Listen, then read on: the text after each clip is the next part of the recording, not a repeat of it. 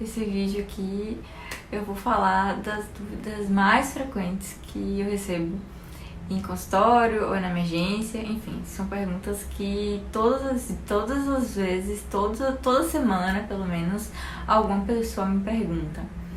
E então, como é uma coisa bem frequente, de repente você que está assistindo o vídeo também está com essa dúvida, e aí você já aproveita e tira aqui. Deixando claro que o que eu vou falar aqui de forma alguma vai fazer com que você não precise ir para uma avaliação psiquiátrica, tá? Não vou falar nada sobre diagnóstico nem nomes de medicação, são dúvidas gerais que eu também falarei aqui de uma maneira geral, tá bem? A primeira de todas e a mais frequente mesmo é: remédios psiquiátricos, eles causam dependência? Nossa, essa é uma pergunta que todo paciente de primeira consulta faz. Às vezes não só de primeira, às vezes ele já fez tratamento, mas é ainda assim uma dúvida que às vezes ele na hora lá esqueceu de perguntar ou ficou com vergonha, enfim.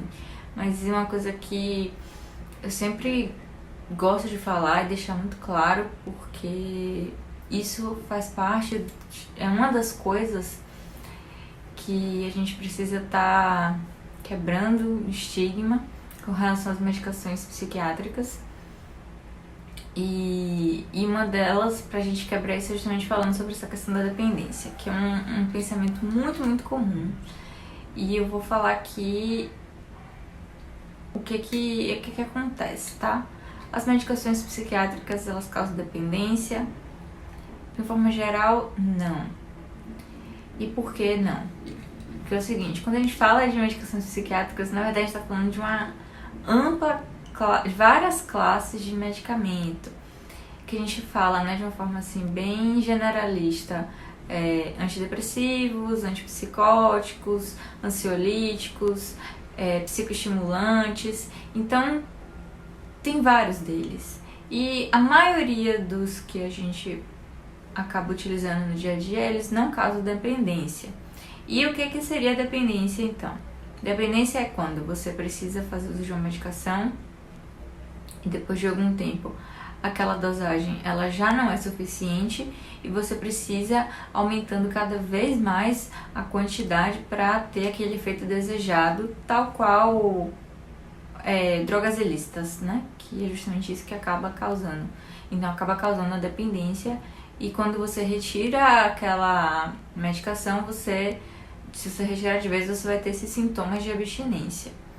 Dessas medicações que eu falei aqui, aquelas que mais causam dependência são o grupo dos ansiolíticos, né, como clonazepam, diazepam, por aí vai. Mas isso também significa que você não deve usar eles? Não. Por quê? Eles têm a sua função. Em alguns momentos, para algumas situações, eles vão ser úteis, mas a questão com eles é que você tem que usar por pouco tempo, ok? Então, essa é a primeira parte. E sobre os antidepressivos, que são as medicações mais utilizadas, eles não causam dependência? Pronto, vou explicar o que acontece. A gente, quando faz um diagnóstico e que indica o uso do antidepressivo, a gente vai começar com uma dose baixa para que a pessoa tenha uma melhor tolerância e consiga seguir com o tratamento, porque no início é como se o corpo estivesse se adaptando, então pode ter alguns sintomas, alguns efeitos colaterais que são iniciais e que depois passam. Então a gente sempre começa, ou em geral, com a dose baixa e vai aumentando. Mas a dose que for suficiente para estabilizar seu quadro vai ser a dose que você vai manter até o final do tratamento. Ou seja, você não tem essa questão da dependência, porque a dose que for adequada para você vai ser a dose que você vai manter até o final. O que acontece com muitas pessoas e que as pessoas confundem com dependência é a retirada abrupta da medicação, e a pessoa tem o que a gente chama de síndrome de descontinuidade. Bom, e síndrome de descontinuidade o que seria? Vamos supor que você começou tomando lá uma medicação, você iniciou com metade de um comprimido, depois você tomou um inteiro, mas você só conseguiu estabilizar seu quadro tomando 2. Um exemplo aqui. Se você E aí, esse remédio você precisa tomar ele pelo menos uma vez no dia. Se você suspende esse remédio de vez, você vai ter um efeito rebote, né? Tipo assim, um efeito descontinuidade da medicação. Então você geralmente vai sentir o que? Tontura, náusea, aqueles sintomas que você sentiu no início quando você estava fazendo a introdução. Mas isso é diferente da dependência. Os sintomas são um pouco diferentes e a maneira de tratar também vai ser diferente, porque no caso da síndrome de descontinuidade é simplesmente você voltar a tomar medicação. Então, medicações, por exemplo, que precisam ser tomadas mais de uma vez no dia, você tem que tomar elas certinhas. E tem algumas também que você precisa tomar no mesmo horário, por exemplo, todo dia de manhã, pra ficar tudo certo. Se você pula uma dose, você já começa a sentir um pouco de náusea, alguma coisa nesse sentido. Mas quer dizer que você está dependente? Não. Quer dizer que você precisa tomar aquela dose e depois você vai avaliar junto com o seu médico se você vai manter o tratamento, por quanto tempo ou não. Isso vai depender muito do caso, muito do que foi diagnosticado e da sua resposta clínica. O que nos leva à segunda pergunta mais frequente. A segunda pergunta é: já estou bem, eu preciso continuar a medicação? Também depende muito do seu diagnóstico, da sua resposta e de muitos outros fatores. Então, essa é uma pergunta que realmente só consigo responder, e seu psiquiatra também só vai responder quando ele for analisando o seu caso. Por quê? Qual é a situação? Vamos supor, assim, por exemplo, se uma pessoa teve um episódio depressivo único e ela remitiu, ou seja, voltou tudo ao normal, a vida toda certinha, mesmo a vontade de fazer as coisas, voltou toda a funcionalidade. Se foi um episódio único e ela manteve o tratamento e ficou estável por um ano, você tem aí, nesse caso, a segurança de você tirar a medicação e ver como é que a pessoa vai ficar. E aí entram outras questões. Por exemplo, se ela já teve mais de um episódio e foi um episódio grave, ou foi um episódio grave, você tem que ponderar muito se vale a pena você retirar ou não, porque a gente tem que lembrar sempre que o objetivo do tratamento é voltar a pessoa à vida, né, à funcionalidade e tudo mais. Então, essa questão, né, de meu Deus, eu tenho que ficar tomando remédio e tal, isso é menos importante do que o fato de se resolver ou não. E aí eu sempre falo aquela coisa, né, aquela analogia: remédio de pressão você não tem que tomar pra a sua pressão ficar controlada, ou açúcar também, a mesma coisa nesse sentido. Então, assim, hoje em dia isso já tá melhor, mas ainda assim às vezes acontece da pessoa achar que não precisa mais tomar, sendo que, por exemplo, quem teve um quadro muito grave, ou quadros, principalmente quadros assim, de esquizofrenia e transtorno bipolar, você não pode suspender, porque já foi mostrado que esse tipo de coisa ela é crônica, ela tem um controle, mas que precisa da medicação para manter esse controle. Quadros de ansiedade, transtorno de ajustamento, transtorno do pânico, essas coisas, aí você vai ponderando cada caso, entendeu? Mas sempre consulte seu médico antes de fazer qualquer tipo de mudança. Porque se você faz sozinho, aí depois, pra tentar reverter, tipo assim, retornar e tudo mais, já é mais complicado. Então sempre fale. É sempre o que eu digo, assim, sabe? Tipo assim, tire suas dúvidas. Se você tá na consulta, uma das funções do médico, independente da especialidade, é psicoeducar. E uma das coisas também da questão da autonomia do paciente é que ele entenda seu tratamento. Então, que ele entenda o porquê que ele tem que tomar aquele remédio e se sentir com propriedade sobre aquilo. Então, espero que tenha respondido essa pergunta. A terceira pergunta, ela também é bem comum e ultimamente tem sido até mais por conta de vários exames novos que têm aparecido por aí, né, para outras causas e enfim. Então, de vez em quando perguntam se existe algum exame complementar que diagnostique, né, depressão ou esquizofrenia, ou transtorno bipolar, enfim. E, bom, existem exames que a gente usa para auxiliar no diagnóstico de algumas coisas.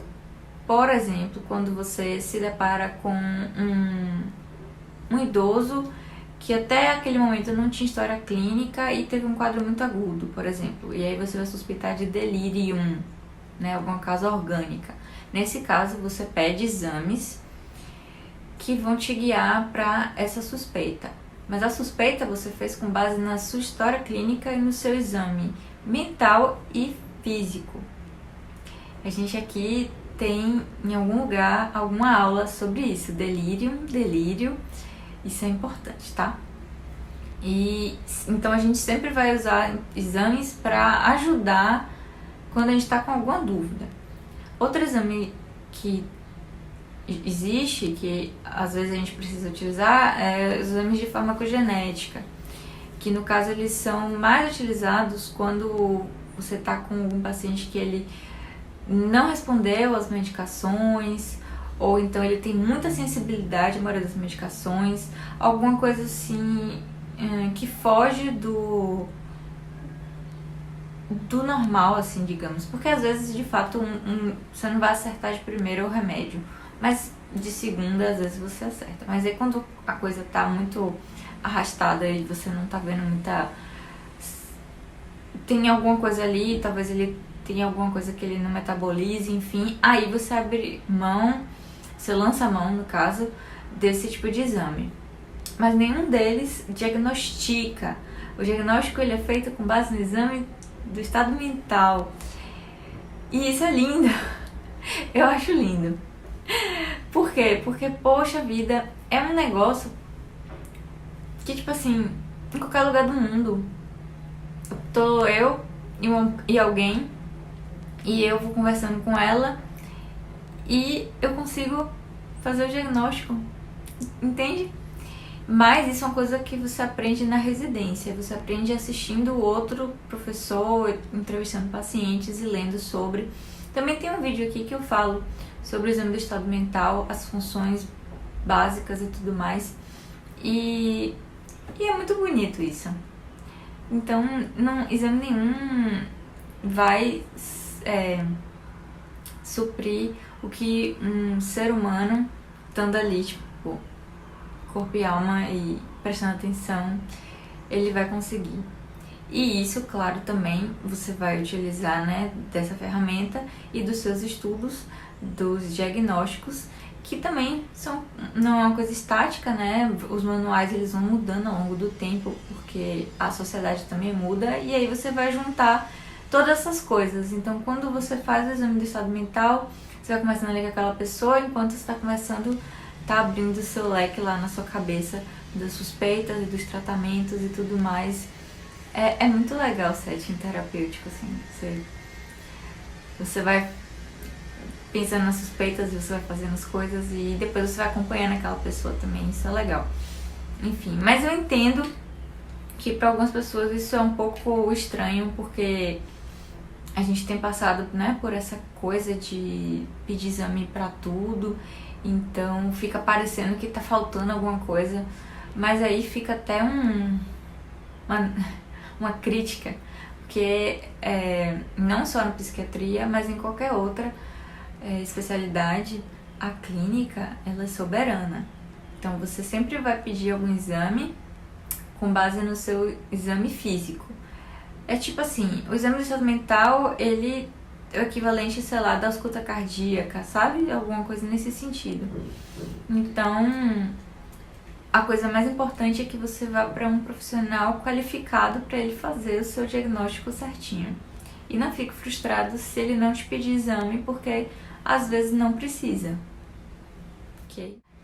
Uma outra coisa assim que a gente usa, que a gente pede exame também, não é para diagnosticar, mas para acompanhar o paciente. Então, por exemplo, tem algumas medicações que você precisa estar medindo em nível sérico, né, no sangue, no caso, ou então ver como é que tá o hemograma, ver como é que tá a função da tireoide, a função dos rins, E isso também é uma coisa importante, que é função também do psiquiatra que estiver acompanhando, dependendo da medicação que a pessoa está utilizando. E fora isso, também tem uma questão delicada que é ainda a parte da psicofobia. Então, muitos pacientes, eles só vão no psiquiatra, porque ainda tem essa ideia, né, de que o paciente doente mental, tipo, se resume à sua doença. Então, às vezes, se você, psiquiatra, não se atentar para isso e não pedir exame, ninguém vai pedir. E aí você não vai saber como é que a pessoa tá da parte de saúde. Isso era uma coisa bem interessante quando eu estava na residência, no ambulatório de esquizofrenia refratária, que a professora, ela sempre perguntava assim, os exames do paciente, eles estão ok? Tem quanto tempo que ele fez? E ela sempre falava isso, e quando a gente ia ver, realmente assim, a pessoa não ia para outra coisa além de lá, no ambulatório.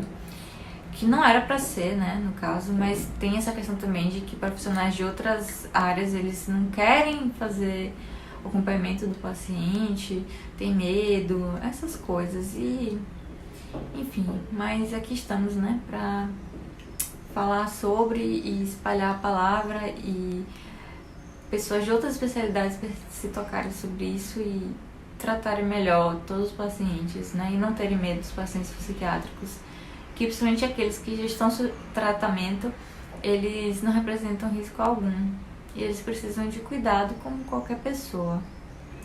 Enfim.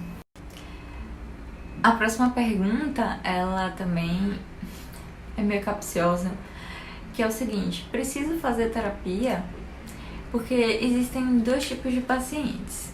Aqueles que resistem de ir pro psiquiatra e, né, ainda tem na cabeça de que psicólogo é para casos leves e psiquiatra é para casos graves. E tem aqueles pacientes que acham que ir pro psiquiatra já é suficiente e que psiquiatra passa medicação e com remédio ele tá bem e que não precisa ir no psicólogo. E nenhuma coisa nem outra está certa, porque não é bem assim. Primeiro que a gente não divide o acompanhamento de psicólogo ou psiquiatra na questão de gravidade. A ideia não é essa. O psicólogo, ele faz uma abordagem, né? Ele tem uma função, o psiquiatra tem outra, e geralmente a gente une as coisas.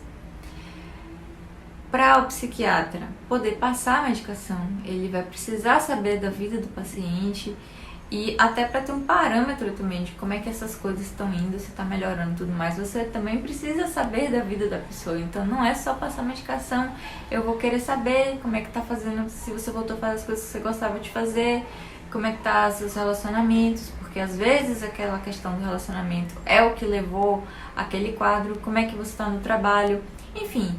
Então, não é essa a diferença. Às vezes você precisa ir nos dois. Por exemplo, né, num caso de ansiedade e você tem uma dificuldade de falar em público, vamos supor. Às vezes você precisa fazer um tratamento medicamentoso para trabalhar isso, mas você também precisa de uma psicoterapia para você ir gradativamente se expondo àquilo e te sensibilizando. Um exemplo.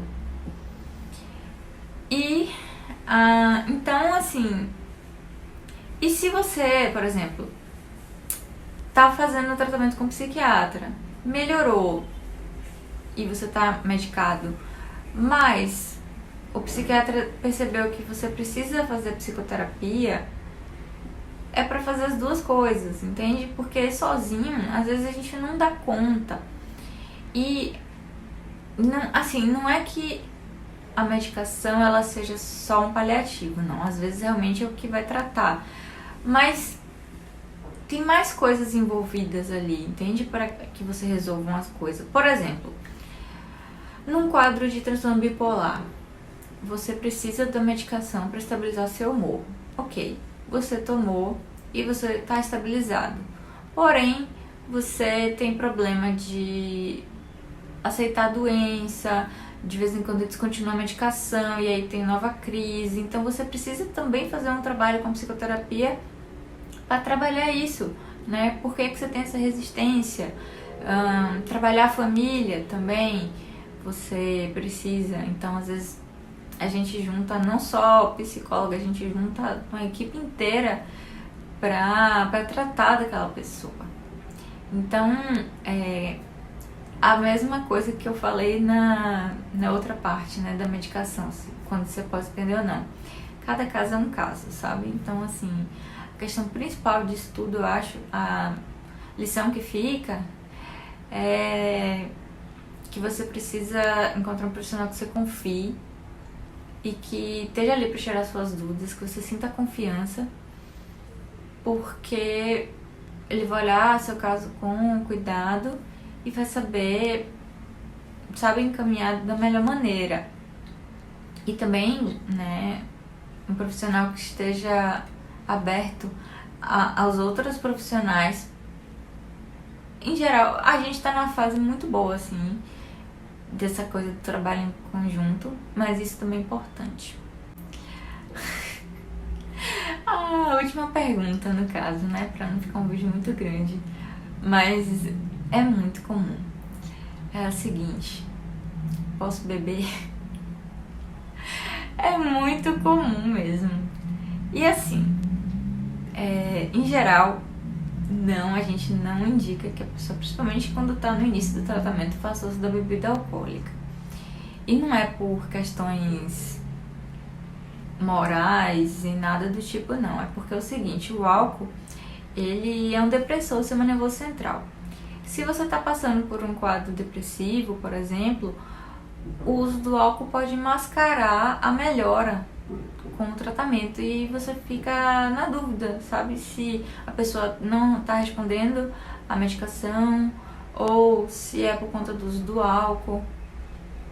Além disso, tem algumas medicações também que podem ter algum tipo de interação e a pessoa se sentir mal fazendo uso do álcool. Então, de uma maneira geral, a gente não indica que a pessoa vá beber. Claro que estamos falando de pessoas e de Brasil, onde tem essa cultura. Então, quando o quadro está estabilizado, ou a depender enfim, da situação, e a pessoa fala assim: poxa, eu quero beber no evento social, eu suspendo a medicação então para poder beber? Não, na maioria das vezes é preferível que você faça uso da medicação no horário normal e beba em pouca quantidade. Vamos supor, se você toma o remédio de manhã e você vai beber de noite, sabe? Não deixe de tomar o remédio de manhã por conta disso, porque a descontinuação vai ser muito pior, tá certo? E uma outra coisa importante também com relação à bebida, não só bebida, tá? Outras coisas também, mas é que a bebida que é mais comum.